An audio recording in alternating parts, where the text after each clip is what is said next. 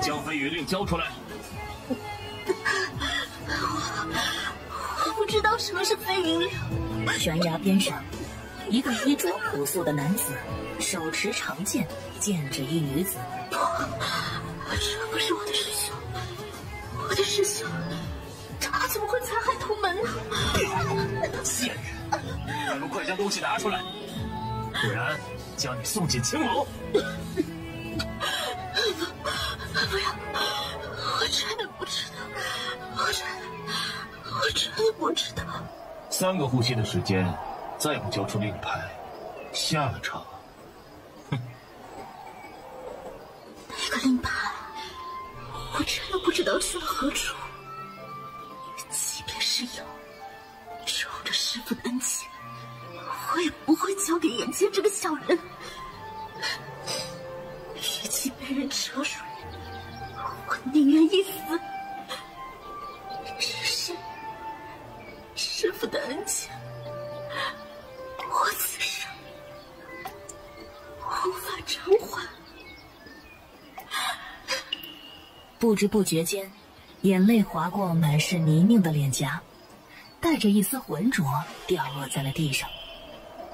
感受着头顶上的视线，女子忽然看向左侧，摇摇欲坠的身子忽地涌出力量，整个人朝着悬崖边扑了过去。就是死，也不会告诉你那令牌在何处。女子的声音在山间回荡，不同先前，这一次声音中多了几分悲壮。男子没想到女子居然真的会跳下去，他快速跑到了悬崖边上，试图将人抓住，然终究还是慢了一步。该死，一个农女嘴巴居然这么结实，早知如此就该将人绑了。晦气。这个时候，一个黑衣人悄无声息地出现在男子身边，并且卑躬屈膝。主子，都搜过了，那个老东西不在。老不死的东西，居然留了一手。哼，躲得了一时，躲不了一世。我们走着瞧。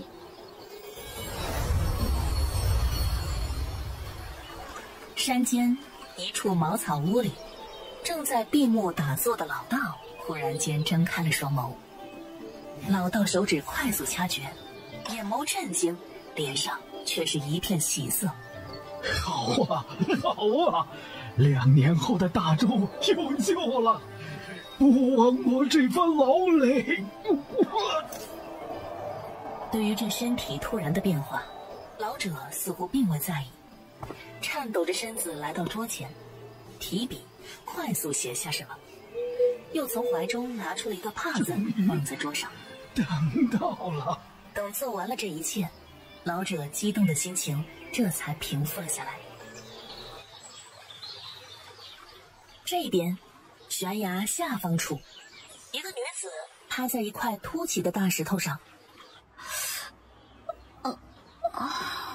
好疼！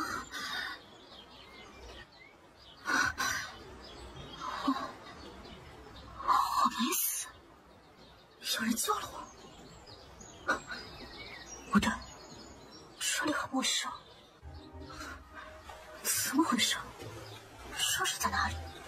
我怎么会在这里啊？为什么满身都是伤？理智回归，疑惑刚在脑海闪现，而紧接着，一股不属于他的记忆涌进了脑海。天啊！谁能告诉我这记忆是不是真的？我居然穿越了，而且还穿越在一个华夏历史上都不存在的国家。我去，这么玄幻的事情居然会发生在我身上，就离谱啊！算了，既来之则安之。既然老天爷让我重生了，咱也没有理由不感激他的恩德，不是？不过话说回来啊，这原主刘二丫还真是个苦命的女孩子。这爹不疼娘不爱的，从小到大都是被人欺辱过来的。唉，活得也太凄惨了吧。还好1年前遇到了一个老道士，收他做了徒弟，这才避免了早早嫁人的命运。只是这老道士，原主的师傅是山上道观中的道长。1年前缘游到此处，见到瘦骨嶙峋、被人欺压的原主，心生怜悯，这才收为了徒弟。人之初，性本善。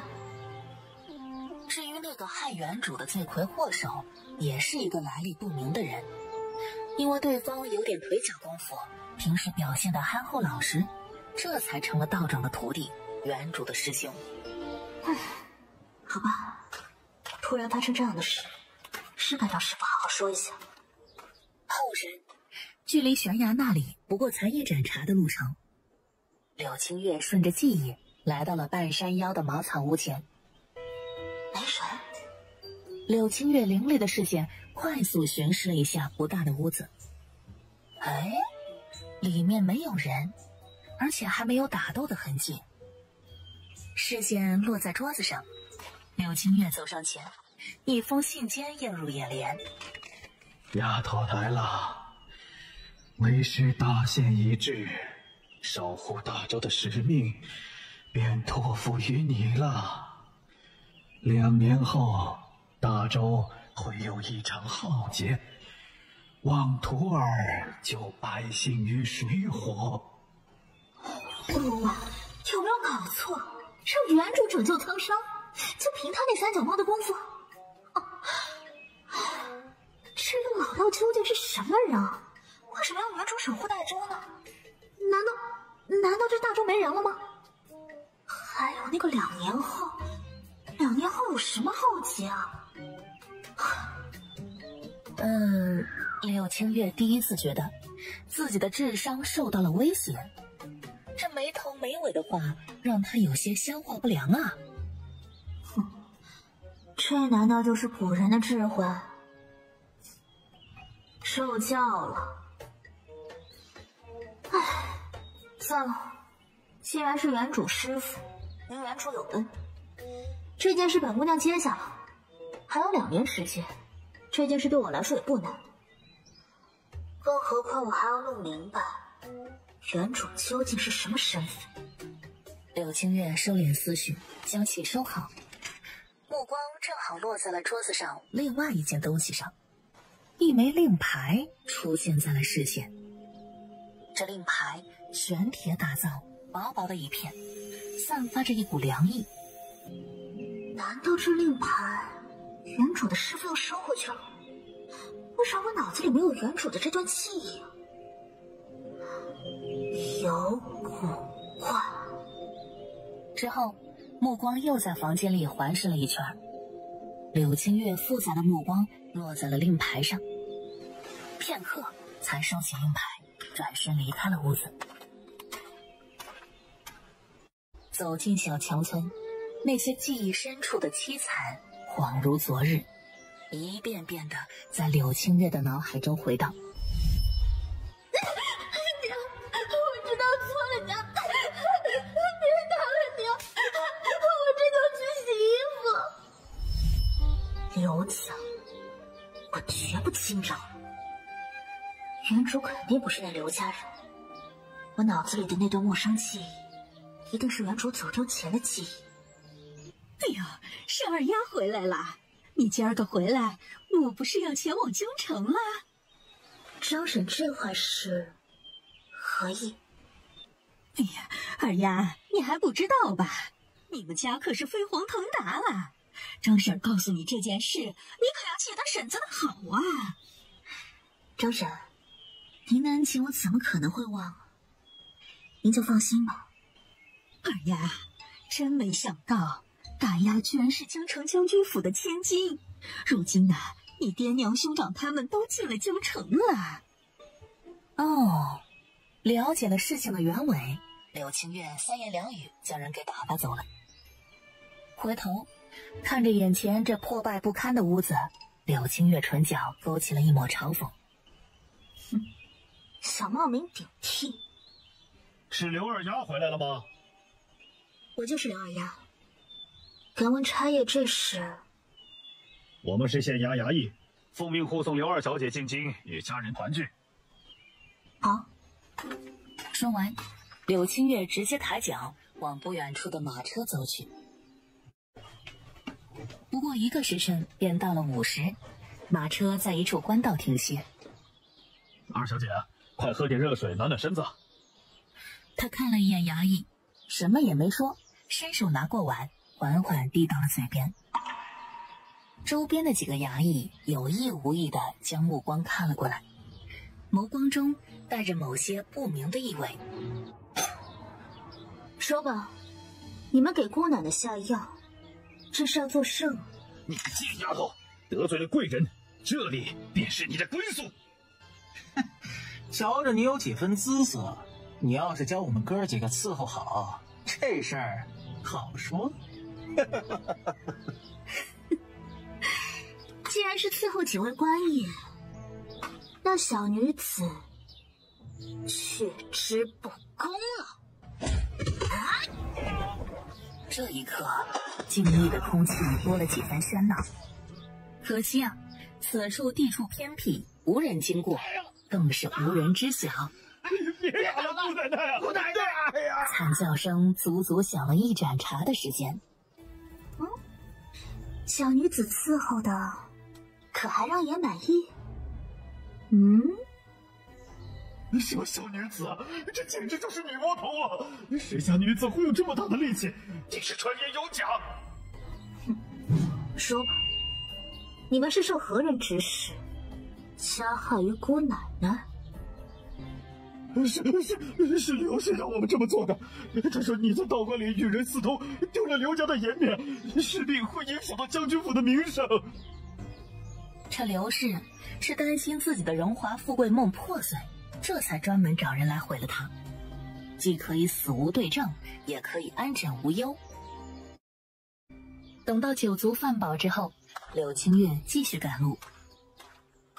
小强村在京城的西边，距离京城约莫500多公里。柳青月根据自己的身体状况量力赶路。这一日日落西山，整个天空都晕染上了红光，煞是好看。微凉的风穿过树林，在山间飘荡，寂静又荒凉的氛围陡然升起，令人生恐。夜要降临了。这忙忙碌碌了一辈子，难得无忧无虑的闲下来。这要是放在前世，我简直想都不敢想。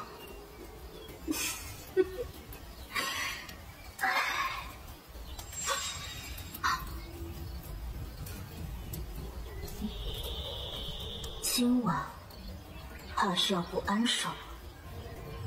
有刺客护好主子！有人大喊出声，黑侍卫整齐划一地抽出长剑，唰唰几下，暗箭全部被打落。大战一触即发，只见数个黑衣人从四面八方现身，厮杀开始。刹那间，兵器碰撞的声音立刻霸占了这僻静的山谷，无数黑影晃动，血腥味涌现。两方人马较量，这可不是柳青月能掺和的，更何况他也只是偶然遇到，也不知孰善孰恶。站住！你是何人？阁下手下留情，小女子不过是赶路人，还请高抬贵手，放小女子离开。景王，还不快让你的手下住手，不然我杀了这女子！景王，车子里的人是景王，而这黑衣人想用我来牵制景王。放肆！一群鼠野而已，还妄想威胁王爷，痴心妄想。此女子谁又能知是不是同你们一伙的？即便不是一伙的，尔等挟持一柔弱女子，莫不是让人耻笑？景王是百姓的战神，你的子民如今有难，如今看来，靖王也不过如此啊。是你们找死！柳青月抬头看向前方，只见一个身高8尺的男子缓缓地从马车里面走了出来。即便是视线昏暗，可依旧遮挡不住男子那英俊的容颜。你怎么没有受伤？但是黑衣人卡在喉咙里的话并没有说出来。放了为子。靖王果然好本事，就是不知拯救苍生的战神王爷有没有这个本事从我手中救下这女子。此刻锋利的剑刃抵在脖子上，柳青月感受到了微微疼痛。不用想，定是这狗东西划破他皮了。柳青月决定不装了，趁着这个狗东西的目光落在对面王爷身上，他双手缓缓地靠拢。从来没有人能够威胁得了本王。夜色又暗沉了几分，风也多了几丝寒凉。阁下绑架我，威胁他人，可知姑奶奶答不答应？气势随着语气陡然一变，短暂的愣神，众人便看到了惊恐的一幕。只见那为首的黑衣人直挺挺地倒在了地上。众人震惊了，众人目瞪口呆了。领头的黑衣人被杀，其他黑衣人也反应了过来，立刻朝着柳青月刺了过来。姑娘身手不凡，不知可想加入景王府？多谢王爷好意，小女子志不在此，告辞了。让本姑奶奶当王府的护卫，太小看我了。我的志向，区一个王府岂能担得起？柳青月心下鄙夷，可忽地又想到什么，立刻停下脚步，转身看向景王。那些黑衣人是你们的仇人，本姑娘拔刀相助，王爷是不是该给我一些酬劳？此刻听到柳青月这直爽又不卑不亢的话，景王没说话，只目光直接看向一侍卫。那侍卫立马会意，快步上前，从腰间掏出了一个荷包，双手递给了柳青月。王爷大气，下次我们再见。说完，柳青月转身离开。他想找个没人的地方，瞧瞧这袋子里面有多少银子。景王看着柳青月消失的方向，眼中闪过了一抹微不可察的笑意。下次再见。王爷，您的伤……夜色寒凉，主子身上有伤，自是不能大意。要不是为了找出奸细，主子也不可能带伤出现在这儿。王爷，罗将军死了，背后之人抹除了线索，将人和证据送往京城，待大军抵达，回京。今夜注定是一个不平凡的夜。翌日，阳光正好，清冷的空气遇到明媚的阳光，逐渐变得柔和了起来，让人心旷神怡。柳青月带着昨日收获的酬劳，早早进城采落东西。怀揣着200两银子，柳青月第一时间变换了身行头，里里外外全都换上了柔软的布料。除此之外，又买了一些防身毒药、武器，还有吃食。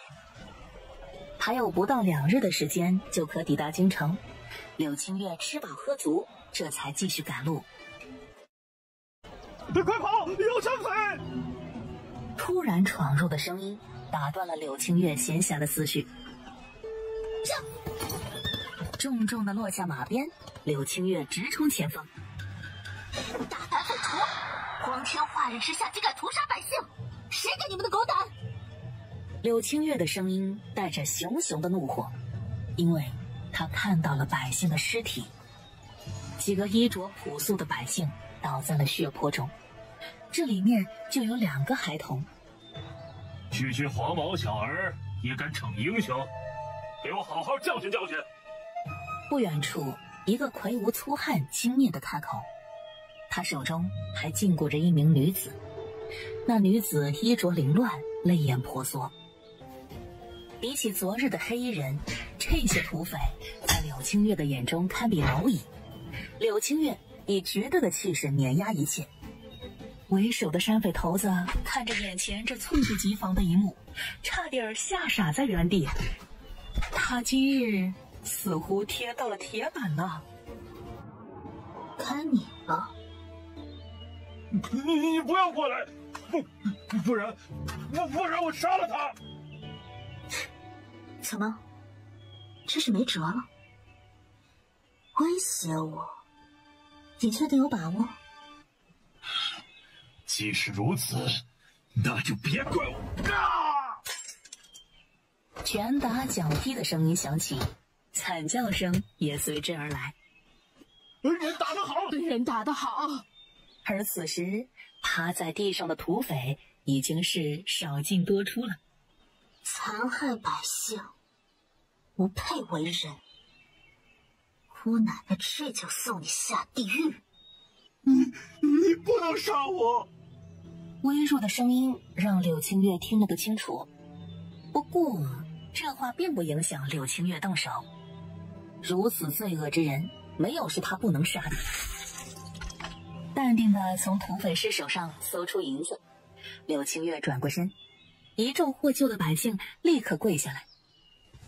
多谢公子救命之恩。不必言谢，举手之劳罢了。那些人身上的银子，你们都拿去。恶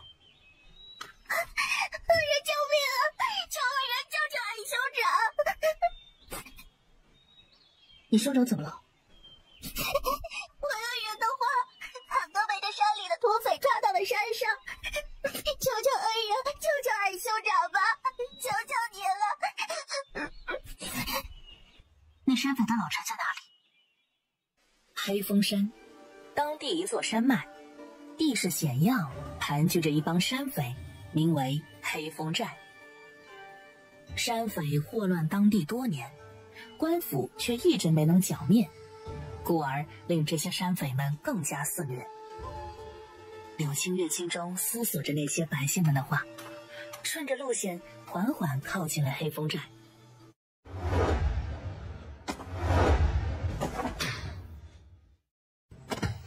来人，有人！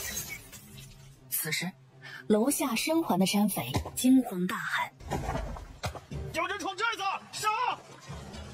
山寨开始骚动起来。午后的山间并不比山外，依旧有几分寒凉。很快，不过一炷香的时间，整个寨子一片猩红。都出来吧，我是来救你们的。片刻的安静过后，稀稀疏疏的声音响起。躲藏在屋子里面的人纷纷走了出来。这些人有男有女，有中年也有孩童，但所有人的目光皆是恐慌和害怕。柳青月环视一圈众人，确定没有遗漏的山匪，便道：“从现在起，你们自由了，想去哪儿就去哪儿。”柳青月的话说完，足足有1刻钟的时间，这些人才有所反应，纷纷感激地朝着柳青月跪拜，然后朝着大门跑去。自由了，他们终于自由了。可是这里的库房在何处？大侠，这库房在何处，我都不知啊。说话之人一脸坦诚，他们被抓上来，即便在这多年，可库房那种地方岂是他们能够知晓的？一人开口，其他人也纷纷点头附和，表示此事他们的确不知。本想着让人带路，可是谁知无人知晓。柳青月简单的询问一番之后，便自己去寻找了。先前那些山匪都是从山洞里面涌出来的，柳青月便果断地走向山洞。这些土匪可真有本事，居然在山里打洞。就是不知这山洞里面可有什么不为人知的秘密。找到机关，石门打开，走了进去。这是一间密室。入眼看到里面的摆设，柳青月再次断定这寨子不一般。目光从墙角2个箱子上扫过，视线落在中间那张办公桌上。柳青月走近，看到桌子上放着一本册子，好奇之下，柳青月翻开浏览。这山匪果然有问题。这账本上写着，山匪掠夺而来的财物，居然都送到了别处。这账本上怎么没写送到哪儿，就只用了一个图案做标记。看着眼前这抽象的祥云图案，柳青月不明白这代表着什么，随手将账本收入怀中，抬脚来到那2个箱子面前。一箱是值钱的金银及首饰，一箱是不太值钱的碎银子和首饰。柳青月也不清楚在这个时代首饰是何价值，他只粗略地数了数银子，共计有860两。柳青月将东西装好，又找来布匹将2个箱子绑好，又寻来一根棍子，挑着箱子走出山洞。这个寨子不安全，大家拿着东西快走。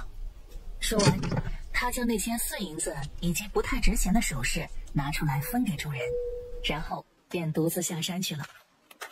这些人都是弱小的，身上带太多银钱并非是件好事。柳青月在经过最近的城镇时，将值钱的东西全部换成了银子，并且为了方便携带，除了少许碎银，其余银子全都折换成了银票。但又考虑到那些尸体，柳青月又将黑风寨被人剿灭的事给宣布了出去。剩下的事就不是柳青月所关心的了。怀揣着1000多两银子，柳青月继续悠闲赶路。京城一处僻静的院子。主子，黑风寨出事了。怎么回事？黑风寨被人剿了，200人无一生还。什么人干的？回主子，我们的人并没查到是何人所为。哎呦，还不赶紧查清楚！浑厚的斥责全是怒火。黑衣人连连点头，随后离开了屋子。可黑衣人前脚刚离开，后脚房间的门便从里面打开，一个头戴斗篷的人走出屋子，并且快步离开。天子脚下自是繁华之地，即便是太阳西去，可偌大的京城依旧是喧闹的场景。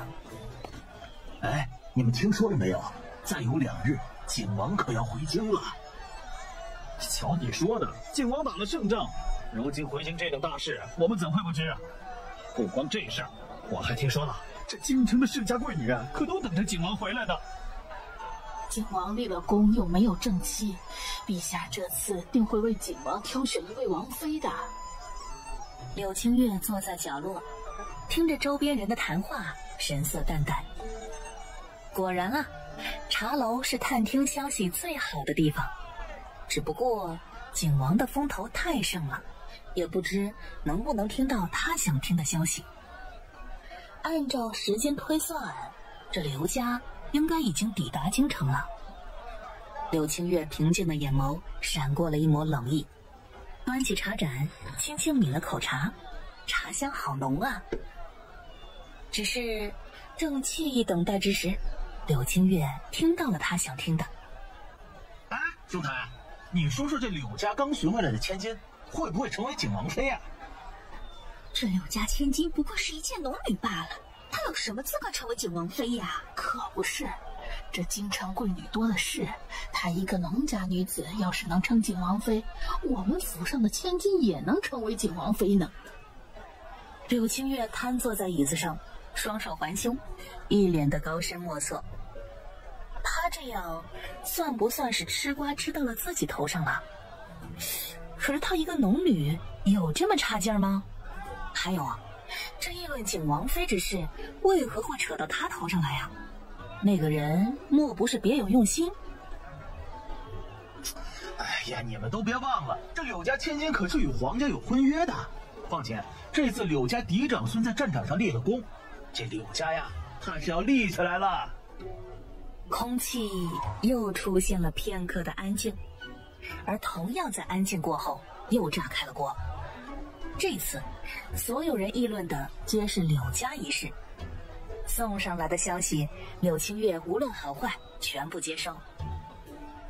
等柳清月离开茶楼的时候，天色已经昏暗了下来。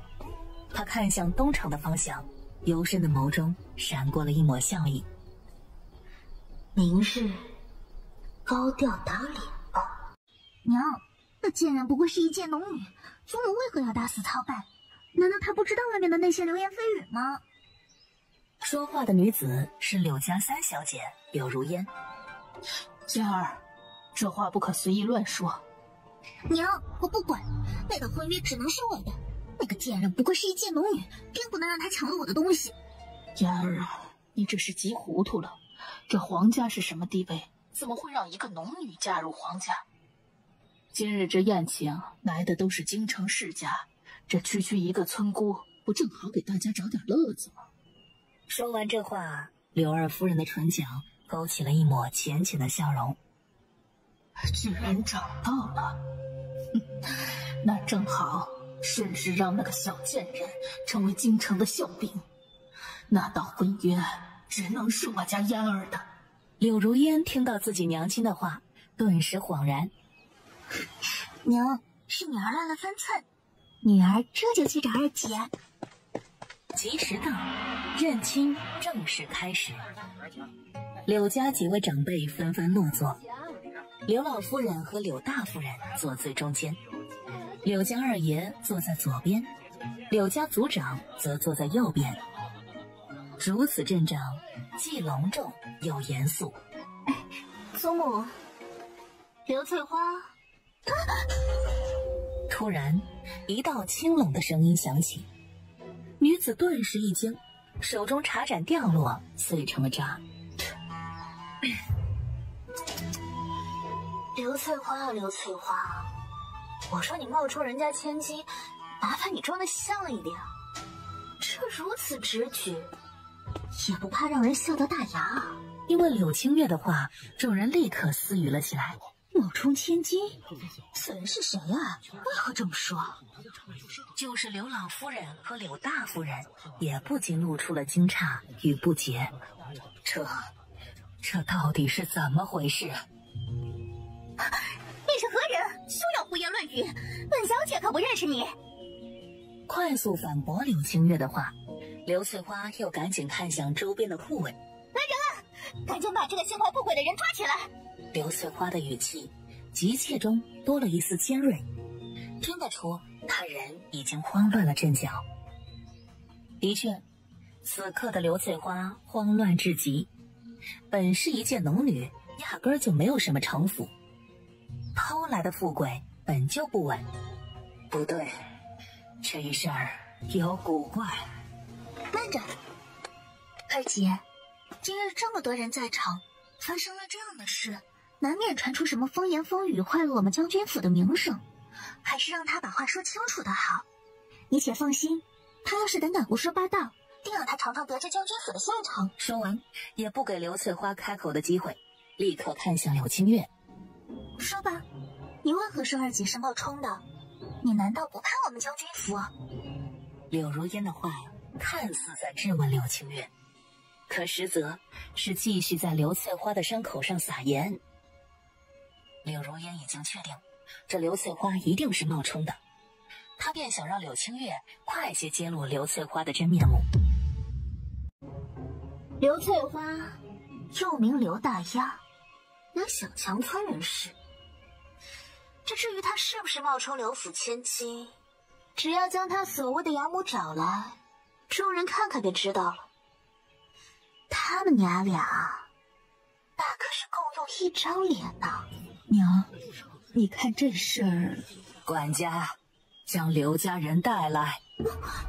完了，全完了！我难道这样被认出来了？啊，刘氏我已经带来了。众人看到那个人的容貌，立刻又看向了刘翠花，目露鄙夷。居然敢冒充将军府千金，好大的狗胆！简直目无王法！堂堂将军府的嫡女，岂是尔等乡下村妇可以冒充的？就应该把他们都抓起来，好好审问，说不定是敌国奸细呢。说，那位玉佩，你们是从何处得来的？你们将我的女儿怎么了？是他，你的女儿被他害了，他才是真正想要冒名顶替的恶人。你杀了？我是刘家收养的女儿，他们拿走的玉佩是我的。在场的所有人又是一惊。这是柳家真千金。哎呦，这连与大夫人有7分相似呀！不是柳家真千金，又会是谁呢？就连一直没有说话的柳二夫人，淡漠的眼神也出现了些许阴沉。怎么会这样啊？柳大夫人看着宛如自己年轻时候的柳清月，雨儿，我的雨儿！柳大夫人快步上前，将柳清月抱在怀中，喜极而泣。好好好，找到了就好，找到了就好啊！我们柳家终于团聚了。之后的事没有意外，刘家因为欺瞒冒充将军府千金一事，被送进了官府，只等问斩。没人知道刘家所有人均活不到问斩那日。即日起，柳清月正式成为柳家2小姐，长房大小姐。夕阳西下，天空泛着点点金光，金光照射在柳清月的身上，晕染出了一丝神秘。刘老夫人看着金光中的柳清月，眼中是止不住的满意。孩子，这些年你过得是不是很苦啊？刘老夫人终是问出了她一直想问的话。祖母，我过得并不苦。我有一个师傅，他教我识字，还教我了一些防身用的招式。对于会功夫这件事，柳清月并没有想隐瞒，只不过在说话方面也有所保留就是了。啊，真的？月儿，你居然会功夫？老夫人住在西北边，是府中最好的院子。不过因为喜庆，整个院子都装扮素雅。太好了，月儿，你是个好孩子。不日，你兄长随同景王班师回朝，到时候啊，你们可要好好的陪陪你娘。唉，你娘这些年也受了不少苦啊。临走前，刘老夫人语重心长地开口，眉宇之间也满是笑意。夜如约而至，微凉的风拂动树枝，吱呀作响。这2年之后，究竟会有什么灾难呢？柳清月眉头微皱，起身走到屋外。想要应对2年后的灾难，势必要手握权力，早早筹谋。就是不知罗莎那个狗东西在哪里。柳清月的眼眸中闪过了一抹杀意，但很快又恢复了平静。许是坐着有些无聊，柳清月干脆练起了功夫。翌日，天刚刚亮，柳清月便起了床。小姐，奴婢可否进来为您梳洗？哦，柳清月恍然，她是千金小姐了。进来吧。声音落下，房门打开，几个丫鬟依次走了进来。小姐，你们几个谁头发梳得好？回小姐，奴婢会梳发。好，今后你们2个净身伺候，你们其他人都退下吧。其他人听令，放下东西之后便离开了。你们2个叫什么名字？奴婢春喜。奴婢春枝。本小姐不会梳发，你们只管梳发就是，其他的不必伺候。没有这话，你们歇着就是。小姐，两个丫鬟都没想到，小姐就只让他们做这点小事，便想开口说什么。不过柳青月也没给两人机会。主子的话就是命令，你们是我院子里的人，自然当听我的话。要是不听，柳青月说这话的时候，神色十分严肃。即便是最后的话没说完，但是意思已经很明显了。他的人容不得背叛。小姐息怒，小姐息怒，谨听您的教诲，您的教诲，背叛。说许结束，已经过去了1炷香的时间。柳青月第一次感觉到了女子梳妆的麻烦。行，赶紧让膳房上菜吧。小姐，您现在还不能用膳，应该去给老太太和大夫人请安。春枝说这话的时候有些胆怯，生怕惹来小姐不悦。你随我走一趟，顺便给我讲讲有什么规矩。寿喜院，老夫人住的院子。柳青月来到这里时，正卿的主子已经到了。孙女给祖母请安。哎，好孩子啊，快坐到祖母身边来。柳青月站直身子，在祖母身边坐下。